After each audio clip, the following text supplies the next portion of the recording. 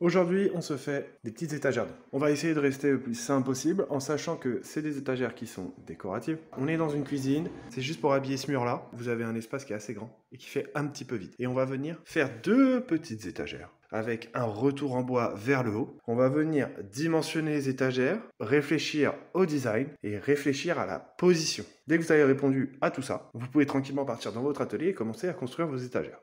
Donc pour ces petites étagères, j'ai pris les dimensions, on va partir sur un système très simple. On a des planches qui font 9 cm de large, 2,3 d'épaisseur. On va venir faire un assemblage en L avec ces planches. On va venir tracer proprement en sachant qu'il me faut 4 morceaux en 50 et 4 morceaux en 40. On trace et on coupe. Je m'excuse aussi pour la luminosité, je suis pas dans mon atelier habituel, je suis sur un chantier, donc la luminosité est un peu pourrie. Donc voilà, je viens de finir mon débit. Maintenant le but du jeu, ça va être de venir poncer pour avoir des belles pièces pour partir sur un bel assemblage. C'est pas compliqué, comme je vous l'ai expliqué, ça va être un L, comme ça. Et là, on va avoir une étagère sur tout le long. On va venir poncer, faire des arrondis aux bons endroits, voilà, pour avoir déjà une étagère qui ressort un petit peu, pour qu'on ait quelque chose de propre. Moi, je ponce à la disqueuse proprement.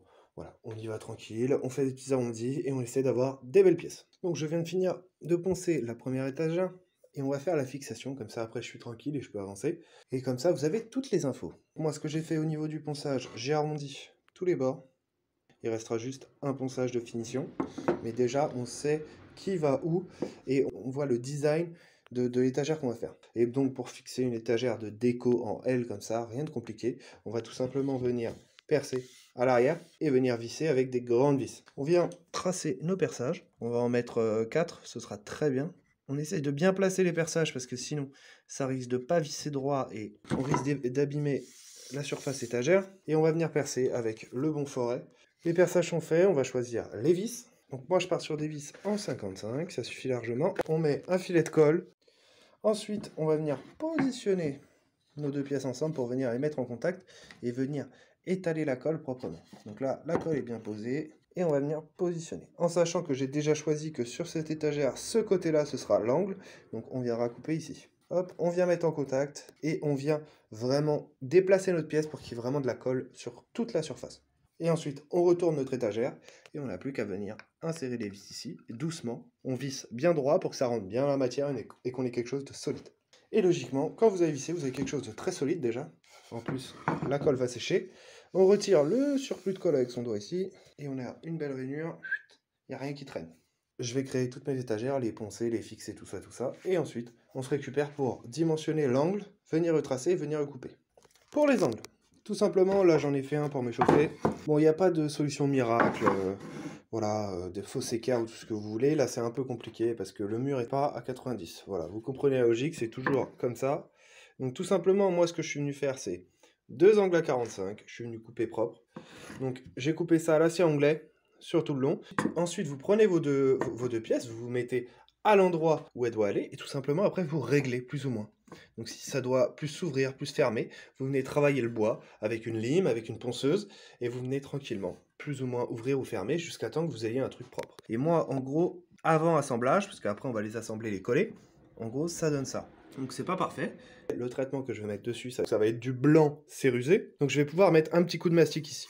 Le but du jeu, c'est d'avoir un bon angle, qui soit propre sur tout le long, mais s'il n'est pas parfait, c'est pas grave. Dès que c'est coupé, on va venir percer proprement sur le côté ici, et comme ça, après, on va pouvoir en coller et visser. Donc pour le perçage, ça donne ça, et en gros, il faut que ça ressorte vraiment droit en face pour vraiment que ça rentre dans le côté et qu'on ait un serrage propre, sans pour autant aller abîmer le bois ou quoi que ce soit. Dès que vous avez percé, vous n'avez plus qu'à en coller. On met un petit peu de colle quand même parce qu'on va reponcer de toute façon, même si ça coule, c'est pas grave, mais qu'on ait quelque chose de solide. Et ensuite, on visse. Donc, j'ai vissé. On a la colle qui dégueule, donc ça veut dire qu'il y en a assez. On est propre. On va laisser sécher ça pendant au moins 2-3 heures et on reviendra pour discuter de la fixation. Donc, ça a eu le temps de bien sécher. Maintenant, on va pouvoir faire le ponçage. Petit coup de disqueuse sur les angles, les petits endroits où il y a des imperfections. Voilà, on essaie de faire vraiment un bloc homogène et propre. Ensuite, on va percer 2 perçages, je pense, ou 3 perçages pour la fixation murale. Bon, c'est parti, je ponce tout ça, je perce et on se récupère là-haut pour la fixation. Pour la poser, rien de plus simple. Je ne vais pas pouvoir filmer et la poser en même temps, c'est pas possible, donc je vais vous expliquer un peu comment je vais faire. Je vais venir la positionner pile poil comme je veux, bien de niveau. Et ensuite, je vais prendre mon forêt, je vais venir marquer le placo en passant par les trous. J'ai marqué. Ensuite, petite cheville molly. Vous choisissez le diamètre de votre forêt, vous venez percer. Faut ni que ce soit trop petit, ni que ce soit trop grand. Hop. Ensuite, on prend la cheville molly, on vient l'installer proprement. Donc moi là, c'est la cheville molly en 4/32 et on vient mollir doucement. Faut pas aller trop loin, juste ce qu'il faut. Donc là, moi, j'ai mis que 2 chevilles molly pour l'instant, comme ça va me permettre de pouvoir gérer déjà mes extérieurs d'étagère et ensuite, je vais gérer visuellement l'intérieur pour que ce soit nickel. Ensuite, on réinstalle l'étagère proprement. Et moi, bien sûr, j'ai fait des perçages de 10 avec un perçage de 4 à l'intérieur pour que la tête de vis soit noyée et que je puisse reboucher après avec des tourillons quand l'installation sera terminée. Donc voilà, j'ai mis mes extérieurs, comme ça maintenant je peux me reculer et voir visuellement ce que ça donne pour plus ou moins descendre ou remonter l'intérieur de l'étagère. Et ensuite, on refait la même chose. Petit coup de forêt, on démonte, on pose la cheville molly et on remonte. Donc j'ai posé la première, ce qui va pouvoir me donner l'emplacement de la deuxième proprement et on refait la même chose. Tout est posé. Dès que vous avez validé l'installation, on va pas faire le traitement sur le mur, bien sûr, sinon ça va être un carnage. On va tout redémonter. Alors, pour le traitement, déjà pour s'échauffer, vous choisissez un endroit où vous allez être à l'aise. Première étape, ça, c'est pour tout type de peinture, tout type de traitement. Petit coup de nettoyage. Déjà, on va venir retirer tout pour pouvoir voir un petit peu l'esthétique de notre étagère, pour voir s'il y a encore des défauts, s'il y a encore quelque chose à retirer. Voilà. On vient mettre le petit coup d'éponge qui va faire la différence sur le visuel. Ensuite, dès que le coup d'éponge est fait, regardez à 2-3 endroits. Là, par exemple, j'ai pas pu aller avec la disqueuse retirer le petit relief qu'il y a là. On va prendre ça et on va essayer de diminuer un peu tout ça, finaliser le ponçage. Donc, prenez votre temps pour faire les détails. C'est hyper important, c'est ce qui va vous donner l'impression d'avoir bien travaillé. Ensuite, on va commencer par reboucher les défauts qu'il y a. Comme je vous avais dit, il va y avoir un traitement couleur. Donc quand je parle de traitement couleur, c'est un traitement qui est à base de peinture. C'est pas un traitement bois qui va être à base de teinte ou à base de brou de noix ou voilà. Donc on va avoir quelque chose de couvrant. On va se permettre de venir reboucher ici. Moi, je vais utiliser du mastic acrylique. C'est très bien pour tout ce qui va être peinture. Ça vient reboucher assez facilement et c'est recouvrable à la peinture très facilement. Après, vous pouvez mettre de la pâte à bois, vous pouvez faire une pâte à bois maison, vous pouvez prendre du mastic, mastic à parquet, mastic, voilà. Prenez ce que vous voulez. Le but du jeu, c'est que ça disparaisse. Je vais poser mon petit enduit, je le laisse un petit peu sécher et ensuite, on revient dessus pour pouvoir faire le traitement. Il faut être patient dans ces étapes-là, ne pas essayer d'aller trop vite. Il faut bien s'organiser, faire les étapes les unes après les autres et logiquement, à la fin, vous allez avoir une belle étagère. Le mastic à reboucher, bon... Le mastic acrylique, ça ressemble à ça, je pense que pas mal de gens connaissent. C'est accessible au niveau du prix, ça se trouve dans n'importe quel magasin de bricolage, c'est beaucoup utilisé dans le bâtiment. Voilà. Ça, c'est très très bien pour pouvoir reboucher les petites fissures qui vont être peintes derrière. Je le pose proprement, ensuite je viens le faire pénétrer avec mon doigt et ensuite j'humidifie soit une éponge, soit je prends mon doigt humide et je viens retirer le surplus. Comme je vous l'ai dit, vous pouvez utiliser n'importe quoi. Ce qui est bien avec ce principe-là, c'est qu'il n'y a pas de ponçage après, c'est lisse, c'est rebouché, il n'y a plus qu'à peindre. Bon, par contre, on va devoir attendre un petit 3-4 heures. Si vous posez votre peinture maintenant, le silicone va se rétracter en séchant et ça va vous créer des petites fissures dans votre peinture. On va attendre 3-4 heures, ce sera très bien. Sachant qu'il fait 35 degrés, là, ça va aller relativement vite. Pendant ce temps-là, nous, on va pouvoir discuter un petit peu du traitement. Le traitement que je vais poser, ça va être une céruse blanche. Tout simplement, pour ceux qui ne voient pas, c'est ça. Voilà. Donc, vous avez un bois qui va être blanchi par de la peinture avec 1 ou 2 couches de peinture. Et ensuite, vous allez avoir un léger ponçage qui va venir faire ressortir les veinages qui sont les plus prononcés, et après vous travaillez plus ou moins votre ponçage pour avoir plus ou moins ce veinage qui ressort ou pas. Ça se fait avec n'importe quelle couleur. Donc petite céruse et ensuite petit coup de vitrificateur. On va laisser sécher et on se récupère quand tout est sec pour faire la première couche de peinture. Le mastic de rebouchage a séché, on va pouvoir peindre. Donc là on est sur de la peinture traditionnelle, c'est de la blanc, couvrant, satiné, voilà. Vous prenez le blanc que vous voulez. Voilà, vous prenez un fond de seau de peinture blanche, ça peu importe. Ensuite, on prend petit pinceau et ensuite on va tout simplement venir mettre la première couche dans le sens du veinage.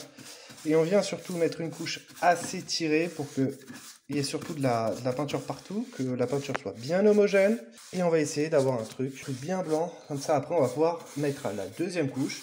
Je mets toute ma couche, en bas, en haut, à l'arrière, tout ça, et je récupère après. Donc j'ai mis la première couche, en sachant que là, comme je vous l'ai dit tout à l'heure, il fait 35 degrés, donc ça sèche très très vite. Donc là, c'est à votre bon vouloir. Soit vous mettez une deuxième couche pour aller chercher une opacité un peu plus grande. Voilà, moi je vais mettre une deuxième couche pour avoir le même résultat que celui-là. La deuxième couche est bien sèche. Donc là, comme on peut voir, je pense qu'on est à peu près une couche d'avoir un blanc complet. C'est nickel pour moi, je vais commencer ma céruse. Papier à poncer. On y va doucement et au fur et à mesure, ça va apparaître. Donc il faut que votre peinture soit assez sèche quand même. Voilà, n'y allez pas si c'est pas sûr que ce soit sec parce que sinon ça va vous foutre en l'air le papier à poncer. Et en plus de ça, ça va pas vous faire vraiment une céruse homogène. Donc attendez que ce soit bien sec. Voilà, et au fur et à mesure, vous avez votre céruse qui commence à se faire. Donc prenez votre temps, faites les choses à votre rythme. Faites attention au niveau des arêtes parce que ça part beaucoup plus facilement. Donc quand vous poncez, évitez de trop frotter au niveau des arêtes. Vous vous arrêtez avant et vous avancez vraiment dans la matière. Parce que sinon après vous avez les arêtes où il n'y a plus du tout de blanc et on voit que ça. Et voilà, ensuite vous faites ça à tous les endroits qui sont visibles jusqu'à temps que ça vous plaise. Dès que la céruse est faite, petit vitrificateur, histoire de venir protéger toutes les surfaces et que ça brille un petit peu. Donc moi j'utilise pas de vernis, après vous utilisez un peu ce que vous voulez, ce que vous préférez comme produit pour protéger. Moi j'aime bien le vitrificateur, c'est solide, on en met moins que du vernis et ça tient dans le temps, c'est très bien. Je vitrifie, je récupère pour la fixation. Dès que c'est sec, là logiquement c'est que du plaisir. On va tranquillement le remettre en place, remettre les vis, serrer, définitivement l'installer et venir reboucher les petits trous de vis avec des tourillons. Donc voilà, c'est installé, on est propre, ça fait des petites étagères sympas pour accueillir des petites plantes. Maintenant, la petite finition qui fera que ça fera vraiment nickel, c'est reboucher les petits trucs qui sont là. Donc pour ça, un petit tourillon, bon pour ceux qui ne savent pas, c'est voilà, des cylindres en bois qu'on vient utiliser pour reboucher, pour assembler. Vous pouvez très bien utiliser des chevilles à bois aussi. Moi c'est du 10, hop, j'insère, je tapote et je coupe à la scie. Et donc voilà. J'ai fini mon installation, on a posé les petites décos. Donc ça permet quand même de poser des petites plantes, d'habiller l'angle du mur, je trouve que c'est mignon. C'est facile à faire, ça décore. Au niveau de la céruse, bon bah ça rend bien, hein, ça suit la continuité des placards que j'ai fait à côté, c'est nickel. Au niveau des tourillons, je vous montre un peu la finition. Je suis pas allé chercher une finition parfaite parce qu'on est sur une céruse. En plus de ça, il y a des choses qui sont posées devant, donc c'est pas non plus, voilà. Donc c'est relativement simple à faire, vous pouvez plus ou moins encore rendre ça un petit peu plus large ou un petit peu moins large, comme vous le souhaitez. Mais voilà, le but du jeu, c'est de se faire plaisir, d'apprendre aussi à bricoler assez facilement sans partir dans des gros délires. Au niveau du traitement, vous pouvez vous faire plaisir aussi. Voilà, petit projet déco, je voulais faire quelque chose de simple, ça change un petit peu. Donc j'espère que ça vous aura plu. Et puis on se dit à la semaine prochaine pour une nouvelle vidéo.